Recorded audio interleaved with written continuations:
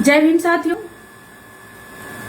साथियों 17 दिसंबर 2022 को गोरखपुर गोकुल अतिथि भवन में दलित महारैली रखा गया। साथियों, ये रैली हमारे अधिकार को लेकर के, दलित समाज के अधिकार को लेकर के, पिछड़े समाज के अधिकार को लेकर के ये रैली रखा गया है।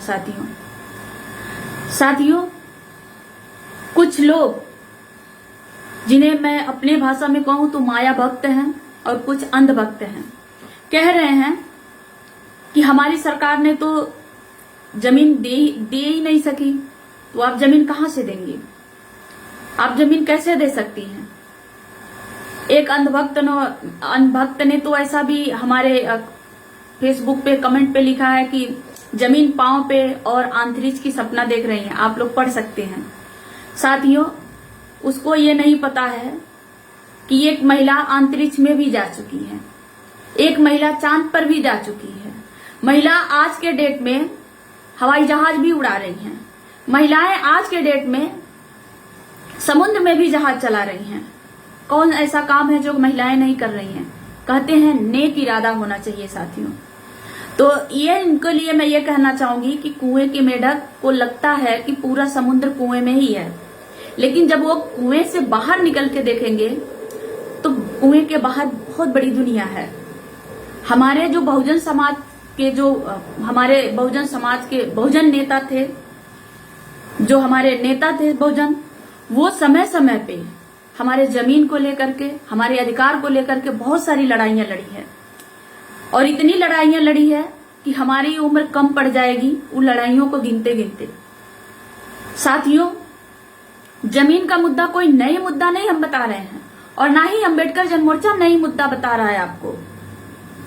साथियों, ये जमीन का मुद्दा हमारे बाबा साहब का मुद्दा था। हमारे बाबा साहब का सपना था कि जो दलित समाज के लोग हैं, जो पिछड़े समाज के लोग हैं, जो अति निर्धन है, निर्बल है, उनके पास इतनी जमीन होनी चाहिए जिससे वो अपने जीविका को चला सके। लेकिन उम्र कम पड़ गई, काम बहुत ज्यादा था। हमारे बेड़ियों को काटते काटते हमारे मसीहा हमको छोड़कर चले गए। मानवर कांसीराम साहब को भी तकलीफ थी समाज को लेकर के। वो भी चाहते थे कि समाज को जमीन मिले, लेकिन उनके साथ भी समाज की काम करते करते लंबी बीमारियों से ग्रसित हुए और हमें छोड़ के चले गए।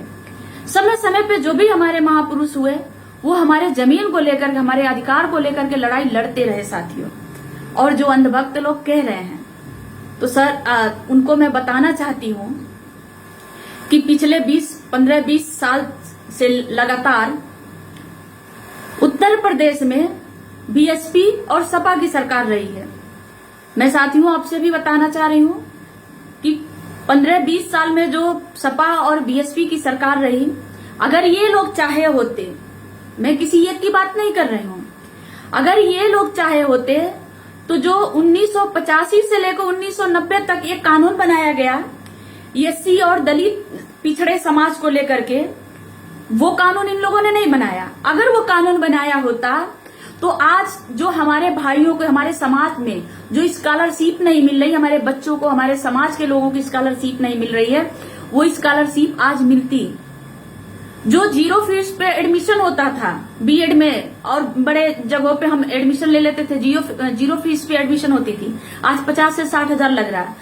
महंगाई पे आज कोई बात नहीं कर रहा है, हमारे बेरोजगारी पे कोई बात नहीं कर रहा है, हमारे स्वास्थ्य को लेकर कोई बात नहीं कर रहा है, हमारे शिक्षा को लेकर के कोई बात नहीं कर रहा है।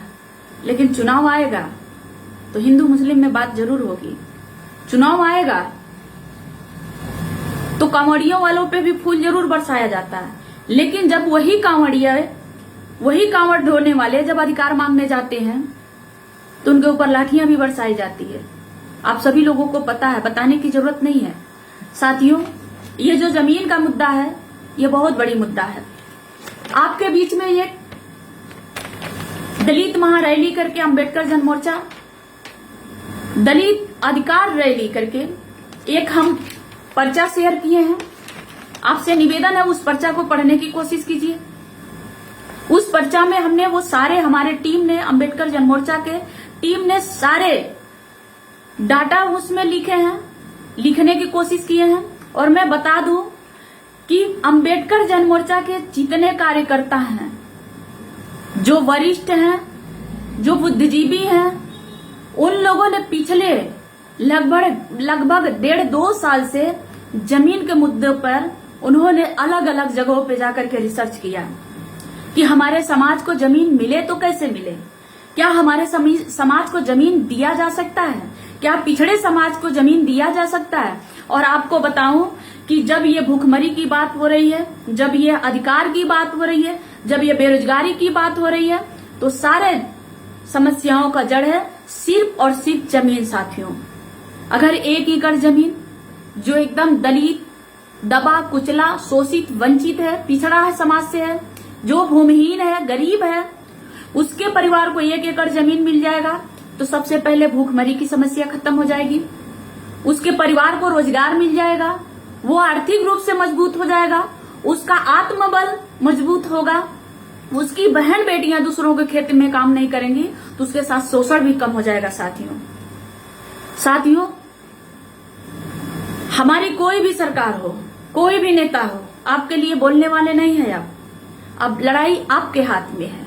अगर आप नहीं जागेंगे तो आप हाथरस जैसे केस, बलरामपुर, बदायूं, बस्ती, भूसवल, गोरखपुर, देवरिया, कुशीनगर, लखीमपुर खीरी, पीलीभीत और यहाँ गोरखपुर में आप जो गोपालपुर में जो देखे अनीस कन्नौजिया जैसे हत्या हुआ जिनका, इस तरह से हमारे समाज के बहन बेटियों को, भाइयों को नोचते रहेंगे लोग और कोई बोलने वाला नहीं है, कोई नेता आने वाला नहीं है।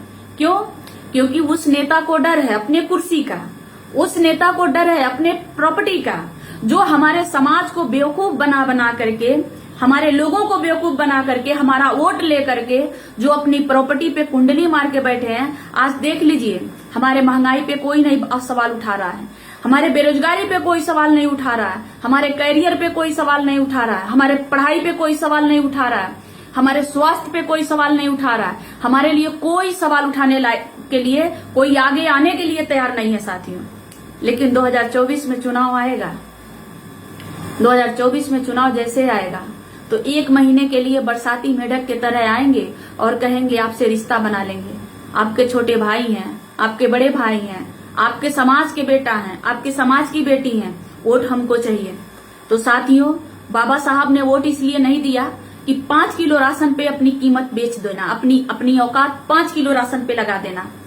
साथियों, एक मैं बात करूं कि एक गधा भी लेने जाएंगे, जिसे नहीं कहना चाहिए, एक गधे की कीमत भी 1000 रुपया होती, 2000, 4000 होती, 1000 में नहीं मिलता है अगर आप खरीदने जाएंगे।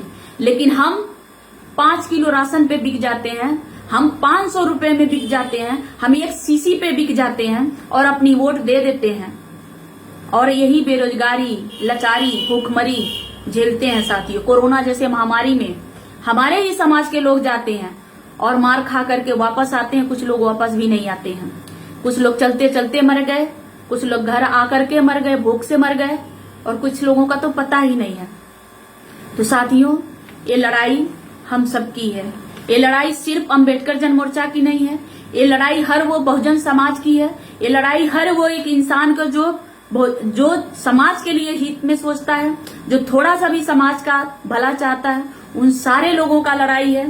तो आप सभी लोगों से निवेदन है कि 17 दिसंबर को आप जरूर आइए और जो ये फॉर्म है आप अपने जिला से ये फॉर्म भरिए, अपने हर एक जिला में फॉर्म भरिए, अपने जिला अधिकारी को फॉर्म दीजिए, 200-300 फॉर्म अपने जिला अधिकारी को दीजिए। एक कॉपी व्हाट्सएप करिए मुझे। आपके आंदोलन करने से पहले हमारे अधिकारी, जो हमारे राष्ट्रीय अध्यक्ष जो हैं, वो मुख्यमंत्री को, प्रधानमंत्री को, राष्ट्रपति को, राज्यपाल को, सुप्रीम कोर्ट को वो 1 एकड़ जमीन को लेकर के मांग पत्र दे चुके हैं। और ये बड़ी आंदोलन है। आप सभी लोगों से निवेदन है कि इस आंदोलन में आने का कोशिश कीजिए, ज्यादा से ज्यादा साथी आइए। इन्हीं सब बातों के साथ सभी साथियों को जय भीम, नमो बुद्धाय।